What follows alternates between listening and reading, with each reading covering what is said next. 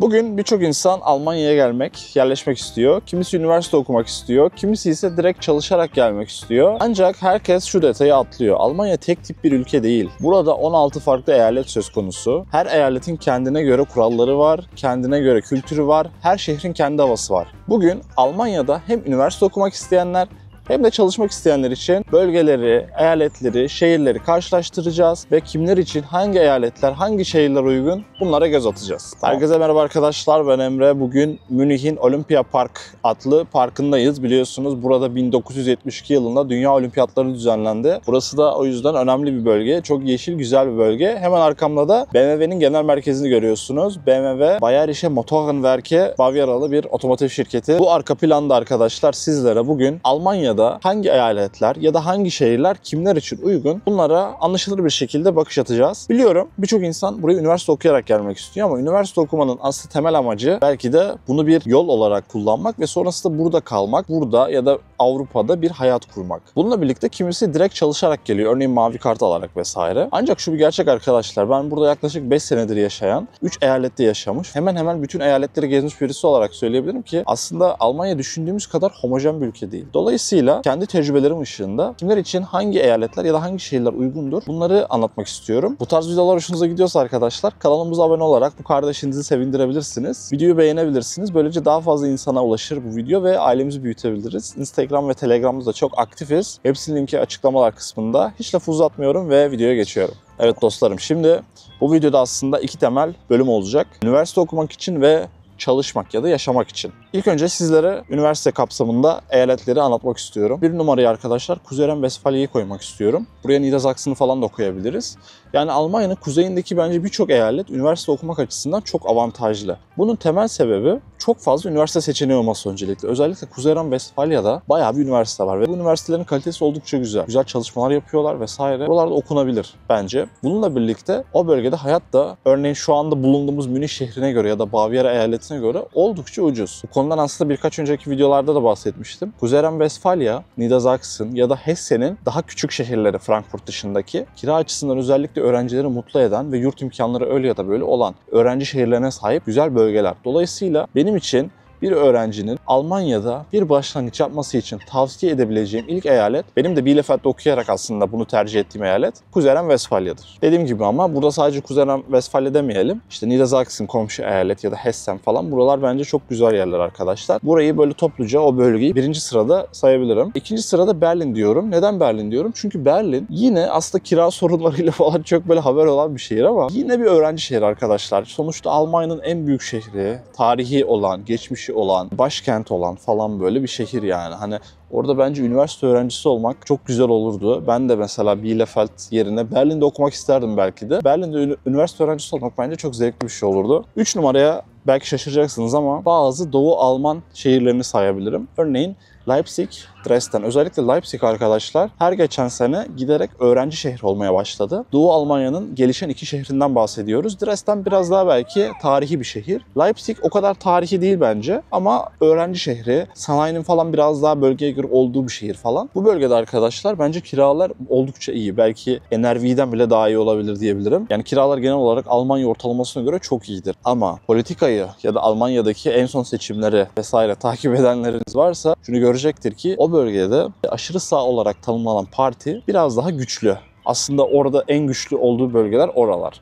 Ama bu demek değildir ki bir bölge oraya destek veriyor diye tamamen böyle yaşanmazdır falan. Öyle bir şey olduğunu hiç düşünmüyorum. Ama özellikle böyle daha kırsal bölgelerde falan yabancıya karşı hoşgörünün ben azalabileceğini düşünüyorum. Yani orada öyle bir durum söz konusu olabilir. Bunu aklınızda bulundurun. Ama dediğim gibi yani özellikle maliyet açısından bence oralar da iyi ve yine üniversiteler de oldukça güzel diyebilirim. Bir sonraki söyleyebileceğim bölge Güney Almanya olacaktır. Güney Almanya'dan kastım tabii ki Baden-Württemberg ve Bavyera eyaletleri arkadaşlar. Neden buraları en son olarak söylüyorum? Özellikle Baden-Württemberg'de biliyorsunuz eğer Avrupa Birliği dışından geliyorsanız dönem harcına ek olarak her dönem 1500 euro olması gerekiyor. Böyle bir miktar ödemeniz gerekiyor. Bu Avrupa Birliği dışından gelen öğrenciler için geçerli ve eyalet meclisinde onaylanmış bir kanun. Baden-Württemberg'de aslında harika üniversiteler var. Özellikle mesela Mannheim, Freiburg, işte Stuttgart'ta çok güzel üniversiteler var. Şu an aklıma gelmeyen üniversiteler falan. Ama işte buranın böyle bir durumu söz konusu. Ya da Heidelberg gibi bir masal diyarında okumak harika olurdu ama dönem başına 1500 euro vermek de pahalı bence. bence. Bavyera eyaletinde arkadaşlar, TU München'de mesela böyle bir durum söz konusu. Yalnız benim gördüğüm arkadaşlar, Almanya genelinde sanki bu Avrupa Birliği dışından gelen öğrenciler için ekstra bir ücret ödettirme durumu yaygınlaşıyor gibi geliyor bana arkadaşlar. Yani bunu Kuzey Ren-Vesfalya'da da belki birkaç üniversitede görebiliriz. Sürekli güncellenen bir durum. O yüzden bence ne kadar erken gelirsiniz üniversite okumak için Almanya'ya sanki o kadar iyiymiş gibi bir durum söz konusu. Evet arkadaşlar, geldik ikinci kısma.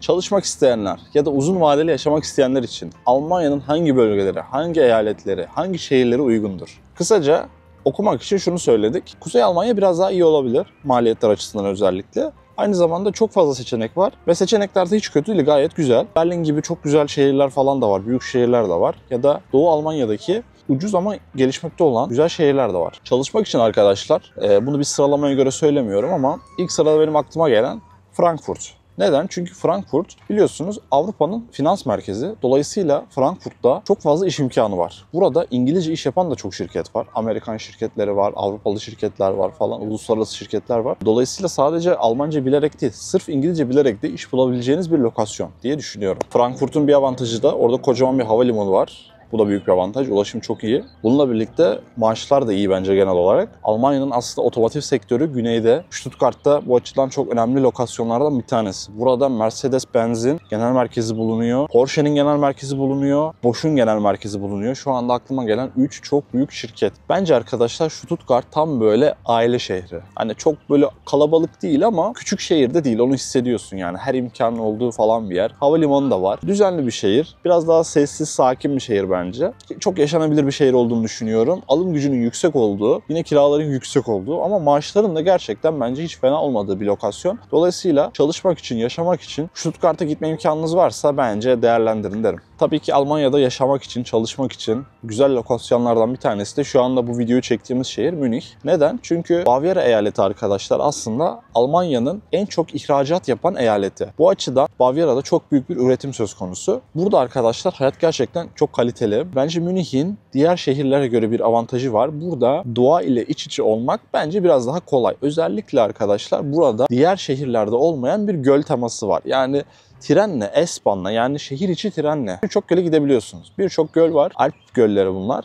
Çok temiz göller, çok turistik göller. Bununla birlikte Alpler demişken burada kayak yapmak falan da gerçekten çok popüler. Alplere çok yakınsınız. Almanya'nın en yüksek bölgesi olan Zugspitze'ye de oldukça yakınız. Dolayısıyla burada yaz kış gerçekten doğayla iç içe olabileceğiniz harika bir tema söz konusu. Maaşlar burada da çok güzel bence ya da Almanya'ya göre yüksek diyelim. Bununla birlikte burada kira büyük bir sorun. Burada kiralar çok pahalı. Ev bulmak çok zor. Kiralar en sonki haberlere göre Berlin'den daha da yüksek şu anda Münih'te. Dolayısıyla yani gülü seven dikenine katlanır diyelim. Peki Berlin'de yaşamak, çalışmak nasıl olurdu arkadaşlar? Bana soracak olursanız bu benim tamamen kişisel fikrim. Ben Berlin'de okumak isterdim ama uzun vadede yaşamak istemezdim. Bana biraz kaotik geliyor. Bunun sebebi benim İstanbul'dan geliyor olmam olabilir. Biraz İstanbul'un kaosundan yorulmuş olabilirim. Mesela Münih bana o açıdan daha tatlı geliyor yani. Burada da 1,5 milyon insan yaşıyor. Küçük bir şehir değil ama Berlin'in belki 3,5-4 milyon nüfusu var. Oldukça kaotik geliyor bana. Çok daha büyük. Almanya'nın en büyük şehri. Bununla birlikte arkadaşlar Berlin'de iş imkanları yine var diyebilirim gerçekten. Özellikle orada çok İngilizce konuşuluyor. Berlin çok uluslararası bir şehir oldu. Berlin'de bence maaşlar oradaki hayat pahalılığına göre birazcık düşük kalıyor. Böyle düşünüyorum. Onun dışında Berlin'in kendine has bir tarzı var. Yani Berlin'e kesinlikle hiç gidip görmediyseniz gidip gezmenizi tavsiye ederim. Bana göre uzun vadede yaşanacak bir yer değil ama kısa vadede yaşanabilecek, üniversite okunabilecek bir lokasyon. Peki NRW bu açıdan nasıl diye soracak olursanız arkadaşlar, ben Kuzey Ren-Vesfalya'da yaşayacak olsaydım ya Köln'de yaşardım ya Düsseldorf'ta yaşardım. Düsseldorf Köln'e göre biraz daha elit kalan bir yerdir. Köln biraz daha tarihi bir yerdir. Dolayısıyla her yerde iş imkanı var tabii ki. Ben Düsseldorf'u oldukça seviyorum. Bence Kuzey Ren-Vesfalya'nın en güzel şehri Düsseldorf'tur. Aynı zamanda orada haritaya baktığınız zaman birçok şehrin böyle yan yana olduğunu görürsünüz. Bu da bir avantaj da olabilir. Çünkü orada çok güzel bir ulaşım ağı söz konusu. Hollanda'ya, Belçika'ya yakın. Bu da belki bir avantaj olabilir. Kiralar Berlin'e göre, Münih'e göre vesaire biraz daha ucuz. Bununla birlikte maaşlar da belki bu bağlamda biraz daha düşük kalıyor olabilir. En güzel şehirlerden birini sona sakladım. Tabii ki Hamburg arkadaşlar. Bence Hamburg kuzeyin incisidir. Hamburg çok yaşanabilir bir şehir olduğunu düşünüyorum. Eğer Hamburg'da çalışma imkanınız varsa bu güzel liman şehrinde çalışmalı, yaşamalısınız. Kesinlikle evet, kiralar orada da yüksek tahmin edeceğiniz üzere. Ancak maaşlar da bence hiç fena değil ve hayat kalitesinin yüksek olduğu Alman şehirlerinden bir tanesi. Bu benim kişisel fikrim. Bana göre Almanya'da en yaşanabilir iki şehir var. Birisi Münih'tir, birisi Hamburg'tur. Hangisinin daha üstü olduğu tamamen kişisel zevklerinize göre değişir. Ama bana göre Hamburg gerçekten Almanya'da çalışmak için, yaşamak için, belki aile kurmak için en güzel lokasyonlardan bir tanesi. Günün sonunda arkadaşlar, Almanya'da 16 eyalet bulunmakta. Bu eyaletlerin kendine göre kuralları var, kendilerine göre bir yaşam tarzı var. Bazı yerlerde büyük şehirler, bazı yerlerde daha küçük şehirler var. Bazı yerlerin maaşı çok iyi ama kirası yüksek. Bazı yerlerin kirası düşük ama maaşlar da ona göre düşük olabiliyor. Bu noktada bence en güzeli gezip görmeniz. Örneğin üniversite öğrencisiyken Almanya'yı biraz gezip bakmanız. Ben böyle yapmıştım. Belki bu şekilde arkadaşlar oraya gidip o şehrin ruhunu yaşayıp size uygun olup olmadığını daha iyi deneyimleyebilirsiniz. Peki siz ne düşünüyorsunuz? Siz Almanya'nın hangi eyaletinde okuyorsunuz ya da çalışıyorsunuz? Lütfen yorumlar altında buluşalım. Böylece buraya gelmek isteyen arkadaşlarımıza yardımcı olmuş oluruz. Bu videoyu beğendiyseniz arkadaşlar beğeni tuşuna basabilirsiniz. Kanala abone olabilirsiniz. Instagram ve Telegram'da bizi takip etmeyi unutmayın. Kendinize çok iyi bakın. Bir sonraki videoda görüşmek üzere. Şimdilik hoşça kalın.